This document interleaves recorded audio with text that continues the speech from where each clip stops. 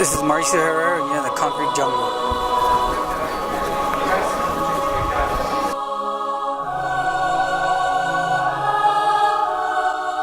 Your first fight back since that big upset you had back in January.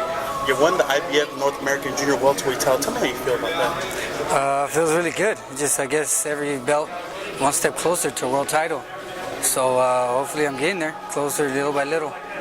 Now you're headlining the Thompson boxing card tomorrow night on short notice. Tell me how that went. Well, I was in the middle of moving, so I needed, they got me this 2 weeks notice.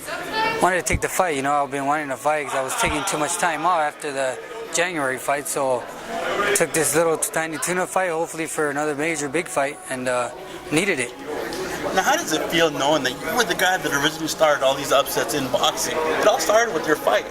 Yeah, I noticed that. I started watching all these other undefeated guys going down the hill, and which is good. I mean, all these guys that were undefeated got one loss now. I think they're going to come back stronger. So next time you see them coming around, they're just going to be bigger and better fights. Now, what type of fight are you expecting tomorrow night from Chris Bella?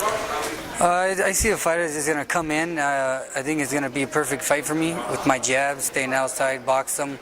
And he's going to be there for me to hit him. And I got legs and move around, sidestep him. And I think a pretty much good fight plan for me. Now, not looking past this fight, I talked to Ken, which is your promoter. He said he'd be looking to put up a fight with you against Victor Ortiz. Tell me how you feel about that.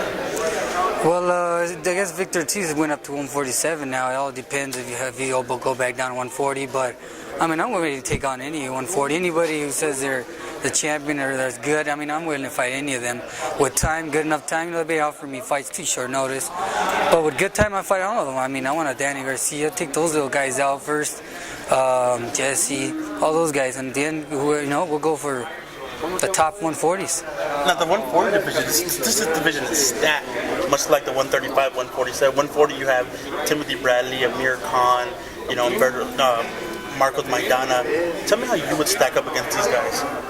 Well, hopefully, I think I'd hang right in there with them. I mean, they underestimate me all the time, every fight, and they'll see. I'm sure I'm right up there with them. Little do they know it. I mean, I'm coming up pretty quick.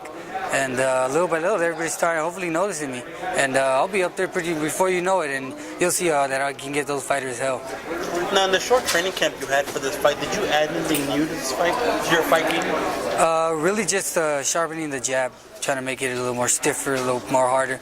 That's the main thing, because I think most of the fights I've won were off the jab. So I'm trying to improve that even better. Now, bringing this new tool into the fight, how do you think that's going to help your repertoire? I think it's going to help me out a lot. You know what? Because if you see these fighters now today, none of them are using the jabs. So they're fighting guys with no jabs. So I think I'm going to be different from any other fighter, or any other 140s that fight me. They're going to have to get past my jab, and I don't see them finding anybody with jabs. So I'm going to be something new for any of them. Now, what would you have to say for everybody in the 140 division? For everybody, more or less of how they are, I think they're a bunch of tough guys. I mean, I think they're there. Most of them are there to be hit. They're brawlers.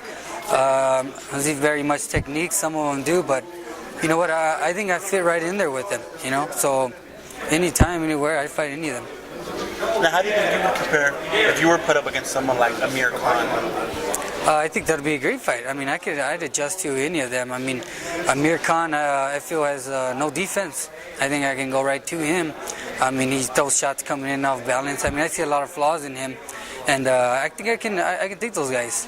Is that something that you like doing? Do you like breaking down film of other people? You watch the fight, you look at the little mistake that they make, and then you tell yourself, hey, I could counter, I could take advantage of that. Yeah, exactly. I mean, I'm watching all these fighters now, even, for the future, in case I have to fight them, and I'm watching them over and over and over, and I see a lot of mistakes on these guys, especially Amir Khan, the last ones that I kept seeing with McCloskey, and man, that guy, I mean, I don't see anything special in that guy. What'd you think about that cut in that fight, that stopped the fight? I don't think it was a good stoppage, I mean, the guy was right, saying they paid good money, and for getting him a stop like that, I mean, and Amir Khan, I mean, he was trying to act like he had a real shutout, I mean, but he wasn't even looking like a clean fight, It was a little bit dirty and holding and sloppy, I don't know, he didn't impress me, so I feel I can give him hell if I fight him. Do you think guys like Amir Khan or even Marcos Maidana are more of an HBO hype type deal, or do you think these guys really have what it takes? I don't know if Amir Khan has. I think Madonna only because he has heart and he'll stay in there and take some punches, but I